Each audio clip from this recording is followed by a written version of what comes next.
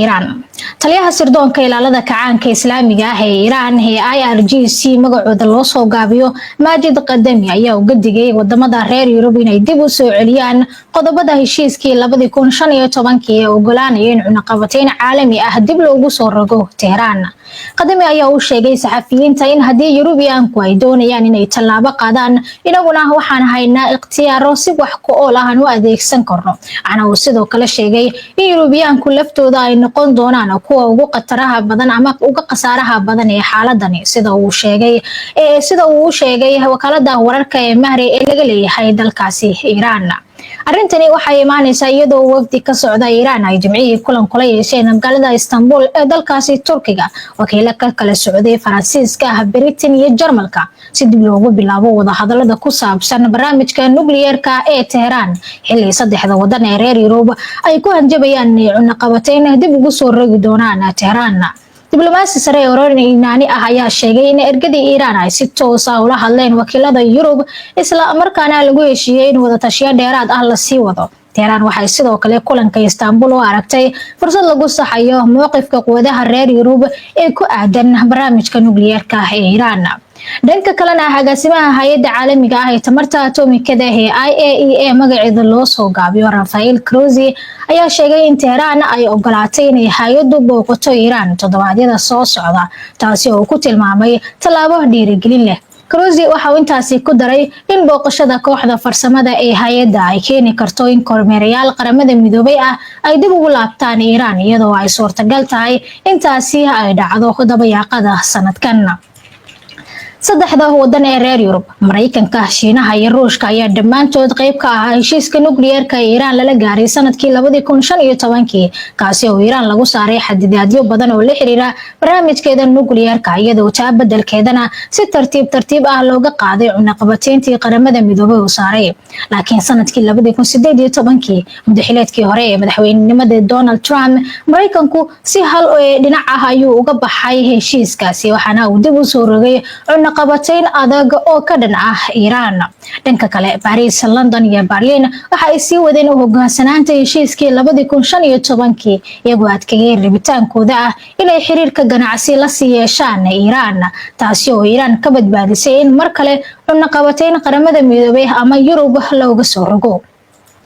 si kastaba ha ahaatee saddexda caasimadood ee Yurub hadda waxay ku eedeynayaan Tehran inaysan u hoggaansamin waajibaadkeeda waxayna ku hanjabayaan inay cunaqabatayn dib ugu soo rogaan iyagoo oo adeegsanaya nidaamka kicitaanka ee lagu sheegay heshiiskaasi. nidaamkani waxa uu dhacayaa bisha Oktoobar ee sanadkan taasi oo keeni karta in cunaqabatayntii qaramada midoobay mar kale dib loo saaro Iran waxaana arrintaasi ay Iran ku doonaysaa in si kasta ay noqotaba ay uga fogaato sida ay sheegtay wakaalada wararka ee AFP. Tehran hore waxay ugu hanjabtay in haddii Yurub ay dib u soo rogto cunaqabataynta qaramada midoobay iyaduna ka bixi doonto heshiiska ka hortagga faafinta hubka nukliyeerka ee magaciisa loo soo gaabiyo NPT kaasi oo damaanad qaadaya isticmaalka tamarta nukliyeerka ee ujeedooyinka nabadeed balse Iran waxay doonaysaa inay ka fogaato xaaladahan. Tehran waxay hakisay iskaashiga ay la lahayd hay'adda IAEA horaantii bishan July iyada oo ku eedeysay weeraradii Israel iyo Mareykanku ay bishii Juun ku qaadeen xarumo nukliyeer ah oo Iran ay leedahay kuwaasi oo horseeday dagaal socday muddo 12 maalmood ah kaasi oo dhex maray Israel iyo Iran walow dib uga soo biiray Mareykanka. go'aanka Iran waxa uu carageliyay Israel taasi oo ugu baaqday saddexda wadan ee reer Yurub inay dib u soo rogaan dhammaan cunaqabatayntii Tehran hore loo saaray. dagaalka kadib Iran waxay ku celisay inaysan marnaba ka tanaasuli doonin barnaamijkeeda nukliyeerka. wasiirka arrimaha dibadda ee Iran Abbas Araghchi ayaa sheegay inay muhiim tahay in Yurubiyaanku ay fahmaan in mowqifka Iran uu adag yahay isla markaana aan sii wadi doono hodantinimada uraniumka. Araghchi waxa uu sidoo kale sheegay in howlaha hodantinimada ee uraniumka Iran ay haatan hakad u yihiin sabab la xiriira qasaaraha culus ee baan ee loo geystay xarumaha nukliyeerka Iran kadib weeraro ka yimid Mareykanka iyo Israel oo isku dhinac ah. farqiga u dhaxeeya Iran iyo Mareykanka ee ku saabsan hodantinimada uraniumka ayaa weli aad u weyn iyadoo Tehran ay sheegtay in howlahaasi aan laga korgortami karin halka Mareykankana uu arko xadgudub aan la aqbali karin. sida laga soo xigtay hay'adda IAEA, Iran waa wadanka kaliya ee aan haysan hub nuclear ah balse uraniumka kobciya heer sare oo ilaa 60%. heerkaasi ayaa aad uga sareeya 3.67 oo uu dhigayay heshiiskii 2015 Iran lala gaaray. hase yeeshee weli waxa uu ka hooseeyaa heerka 90% oo ah midka loo baahan yahay si loo sameeyo bam nuclear ah. Tehran waxay beenisay dhankeeda eedeymaha reer galbeedka iyo Israa'iil oo ku eedeynaya in ay doonayso inay samaysato bam nuclear ah, waxayna ku adkeysatay in barnaamijkeedu uu yahay mid rayid ah, ujeedadiisuna ay tahay nabadgelyo. waa tahay markana aynu xagga colaadda Ukraine iyo Ruushka u dhaxayso jaleecno. mas-uuliyiinta Ukraine ayaa sheegay in ugu yaraan 8 qof ay ku dhaawacmeen weerar cusub oo isugu jira gantaalo iyo diyaaradaha aan duuliyaha lahayn oo uu Ruushka ku qaaday caasimadda Ukraine ee Kiev. madaxa maamulka military ee Kiev, Tymur Tekachenko, ayaa barta Telegramka ku xaqiijiyay in caruur 3 sano jir ah ay ku jirto dadka dhaawacmay. waxaana intaasi uu ku daray in 4 qof oo kamid ah dadka dhaawacmay loola cararay isbitaalka, mid kamid ahna xaaladiisu ay aad u liidato. duqa magaalada Kiev, Vitali Klitschko, ayaa isna sheegay dhankiisa in dhammaan dadka dhaawacmay ay degan yihiin dhismo dabaqyo badan ah oo ku yaala xaafadda Dnipropetrovsk ee galbeedka webiga Dnipro. waxa uu sidoo kale sheegay in firirka qaraxyada ay burburiyeen daaqadaha dabaqyada 6 ilaa 11 ee dhismahaasi, sida uu ku qoray bartiisa Telegramka. siriga digniinta ka bixiya gantaalada ayaa ka qayliyay magaalada caasimadda ah iyo inta badan dalka Ukraine muddo saacada ah habeenkii oo dhan si looga digtoonaado weerarada gantaalada iyo diyaaradaha aan duuliyaha lahayn ee ka yimid Ruushka. dhanka kale, wakaaladda wararka ee RBC Ukraine laga leeyahay ayaa iyana sheegtay in weerar iyo qaraxyo ay ka dhaceen magaalada dhexe ee Kontravitski. toddobaadyadii u dambeeyay, Ruushka waxa uu kordhiyay adeegsiga diyaaradaha dagaalka ee aan duuliyaha lahayn si uu u qaldo nidaamka difaaca cirka ee dalkaasi Ukraine. xaaladdan la xiriirta taliska howlgalka ee ciidamada Poland ayaa maanta sheegay in diyaaradaha dagaalka ee Poland iyo xulafadooda ay si degdeg ah u kaceen si ay u difaacaan hawada wadanka kadib markii Ruushka uu gantaalo ku weeraray galbeedka Ukraine oo ah meel u dhow xuduudda Poland. tani waxay sababi kartaa inay kororto tirada diyaaradaha maraya hawada gobolka, waxaana la maqli karaa dhawaaqa diyaaradahaasi ayaa lagu yiri bayaan ay sii daayeen. tan iyo 24 bishii Febraayo ee sanadkii 2022, Ruushka waxa uu dagaal military ku qaaday dalka dariskiisa ah ee Ukraine, isagoo ku adkeysanaya in Kiev ay ka tanaasusho qorshaha ay ugu biirayso ururada difaaca ee reer galbeedka, taasi oo Kiev ay ku tilmaamtay faragelin ku saabsan arrimaheeda gudaha. waa hagaag haatanna xeebaha dalka Mauritania ayaa waxaa lagu badbaadiyay tahriibayaal doonayay inay gaaraan qaar ka mid ah dalalka Yurub.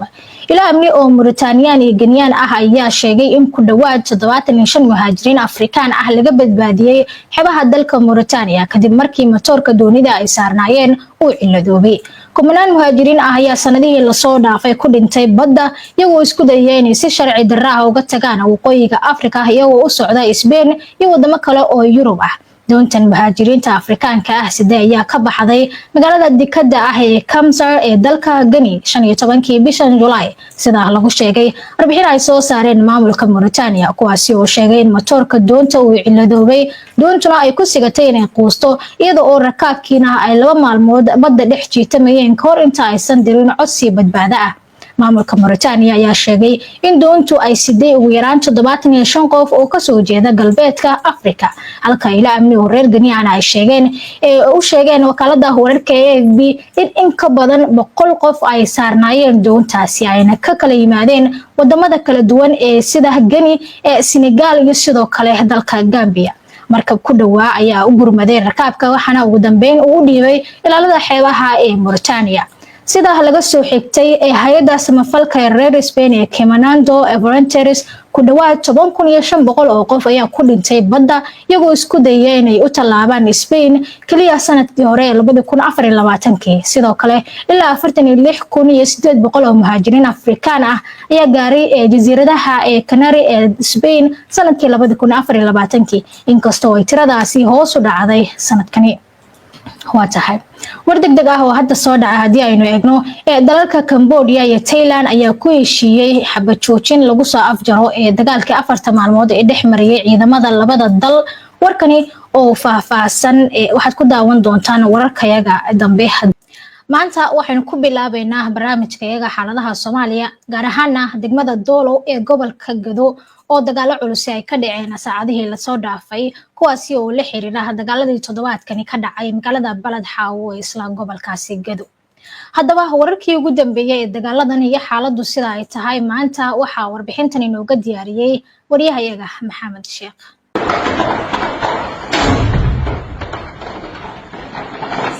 xaaladda gobolka Gado ayaa si xawli ah uga sii daraysa kadib dagaalo culus oo ka socda kuwaasi oo u dhaxeeya ciidamada dawladda federaalka Soomaaliya iyo kuwa Jubbaland ayna ka dhasheen khasaare naf iyo maalba leh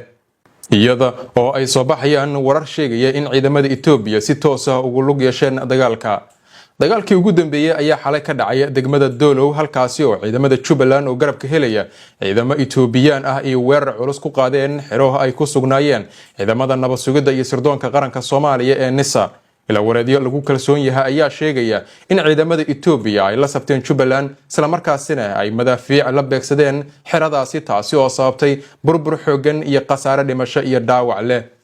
weerarkaasi ayaa sababay gubashada saanad ciidan oo ay lahayd hay'adda NISA iyadoo oo sidoo kale la sheegay in ciidamada Itoobiya ay la wareegeen xerada kadib dagaal ka dhacay waxaa jira warar sheegaya in ay gacanta ay ku dhigeen taliyihii NISA ee degmada Doolow Saleebaan Aadan Sheekhaalow iyo qaar ka mid ah ilaaladiisa warkan si buuxda looma xaqiijin